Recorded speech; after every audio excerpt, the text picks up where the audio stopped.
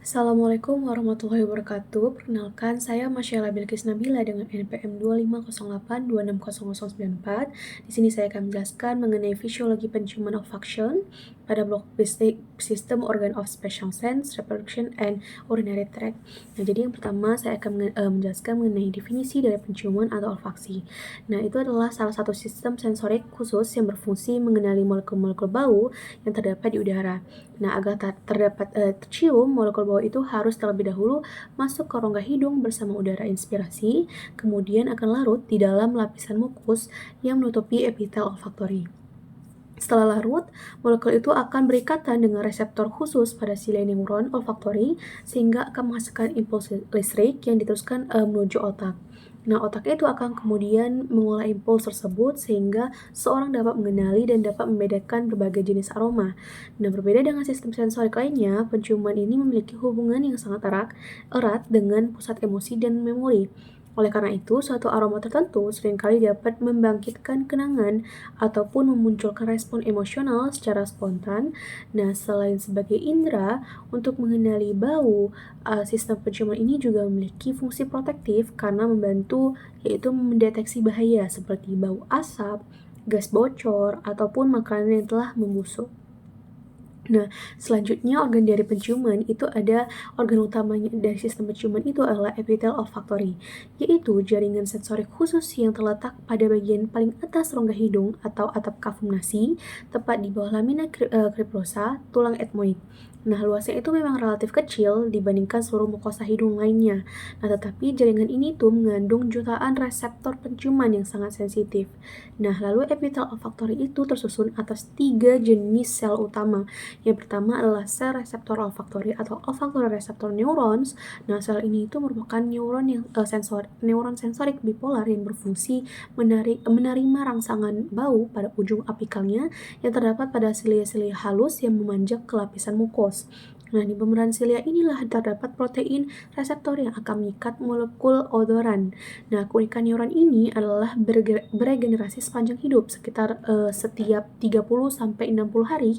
Hal ini itu berbeda dengan sebagian besar neuron lainnya pada sistem saraf pusat yang tidak dapat beregenerasi.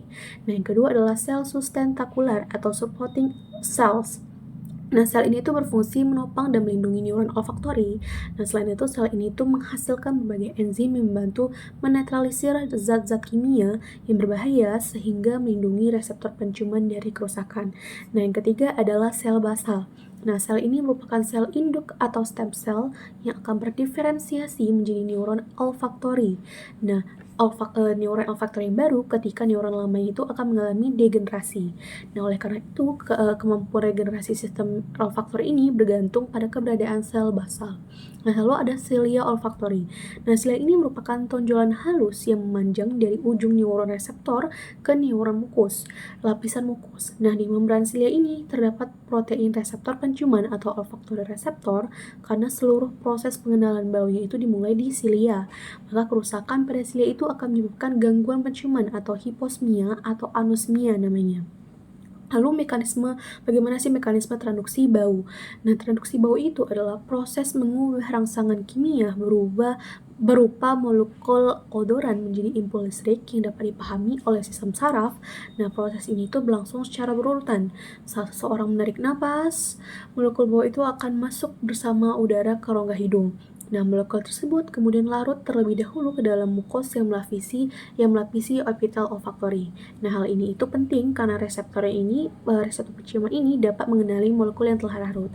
Nah, setelah larut nih, molekul bau itu akan menempel pada protein reseptor yang berada di membran silia neuron olfaktori. Nah, ikatan antara odoran dan reseptor ini akan mengaktifkan suatu protein G khusus yang disebut GOLF atau G protein olfaktori. Nah, aktivasi GOLF ini kemudian merangsang enzim adenilat siklase 3 yang mengubah ATP menjadi siklik AMP atau CAMP. Nah, peningkatan kadar CAMP ini akan membuka kanal ion yang sensitif terhadap nukleotida siklik atau siklik nucleotide gate channels. Nah, sehingga ion natrium ini dan kalsium masuk ke dalam sel. Nah, masuknya kedua ion tersebut menyebabkan membran neuron ini mengalami depolarisasi. Nah, bila depolarisasi itu akan mencapai ambang tertentu, akan terbentuk potensial aksi atau impuls listrik. Nah, impuls listrik inilah akan menghantarkan melalui akson neuron olfaktori menuju bulbus olfaktorius dan akhirnya mencapai otak sehingga seseorang dapat menyadari adanya suatu bau.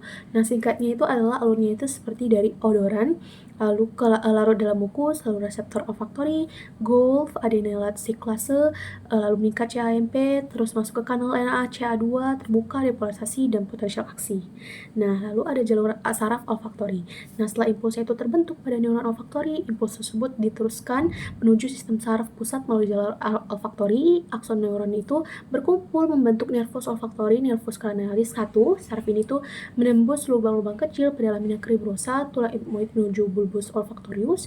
Di bulbus olfaktorius ini impuls ini akan bersinaps dengan sel mitral dan sel tufted di dalam struktur yang disebut glomerulus olfaktorius. Nah, selanjutnya impuls itu akan diteruskan melalui traktus olfaktorius dan menuju korteks olfaktori primer, terutama berada di lobus temporal. Yang membuat sistem penciuman unik ini adalah bahwa jalur ini tidak harus melewati talamus terlebih dahulu, berbeda dengan sistem sensorik lainnya seperti penglihatan, pendengaran, maupun perabaan. Nah, dari korteks olfaktori primer inilah impuls ini kemudian diteruskan menuju beberapa struktur penting. Yang pertama ada amigdala, sehingga bau itu dapat menimbulkan respon emosional, misalnya rasa takut terhadap bau asap atau rasa nyaman terhadap aroma tertentu. Lalu ada hipokampus, sehingga bau itu akan dikaitkan dengan memori-memori atau kenangan di masa lalu. Lalu ada hipotalamus yang mengatur respon otonom seperti rasa lapar, mual, salivasi, atau perubahan aktivitas sistem saraf otonom akibat suatu aroma. Lalu ada ciri khas sistem olfaktori. Nah, sistem olfaktori ini memiliki beberapa karakteristik yang membedakannya itu dari sistem sensorik lainnya. Yang pertama, neuron olfaktori itu merupakan salah satu sedikit neuron pada manusia yang mampu beregenerasi sepanjang hidup. Kemampuan ini tuh memungkinkan sistem penciuman itu pulih setelah kerusakan ringan. Yang kedua, ada jalur olfaktori merupakan salah satunya itu sistem sensorik utama yang mencapai korteks cerebri tanpa harus melalui talamus terlebih dahulu. Nah, hal ini tuh akan menyebabkan respon terhadap bau dapat terjadi dengan sangat cepat. Nah, yang ketiga itu ada penciuman hubungan yang sangat erat dengan sistem limbik, terutama amigdala dan hipokampus. Nah, oleh karena itu aroma tertentu itu seringkali dapat membangkitkan emosi maupun kenangan secara spontan, misalnya aroma parfum yang mengingatkan seseorang pada anggota keluarga ataupun aroma makanan tertentu yang mengingatkan pada masa kecil. Nah, lalu ada fungsi dari penciuman. Nah, penciuman ini kan memiliki banyak sekali fungsi penting bagi kehidupan kita sehari-hari. Nah, fungsi yang pertamanya itu adalah mengenali makanan. Nah, aroma makanan itu akan membantu otak kita itu menilai bagaimana sih kualitas dan jenis makanan bahkan sebelum makanan itu masuk ke mulut, nah sampai sesudah masuk ke mulut. Nah, sebagian besar sensasi rasa-rasanya itu sebenarnya merupakan kombinasi antara pengecapan dan fungsi dari penciuman.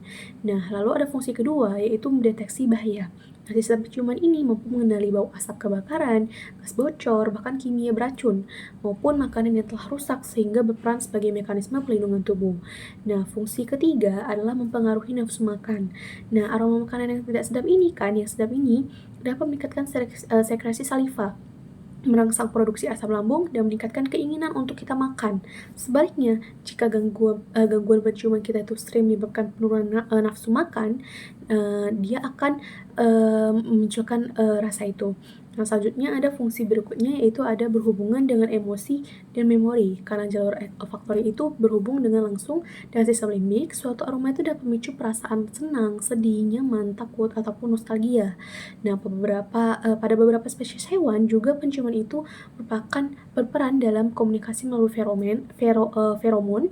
Pada manusia itu fungsi itu masih menjadi bahan penelitian, meskipun terdapat bukti bahwa beberapa zat kimia itu dapat mempengaruhi respon sosial dan perilaku secara tidak sadar. Secara keseluruhannya itu sistem penciuman itu bukan hanya mengenali bau, tetapi juga berperan dalam perlindungan tubuh, perilaku makanan, regulasi emosi, pembentukan memori, serta berbagai respon fisiologis yang penting bagi kelangsungan hidup.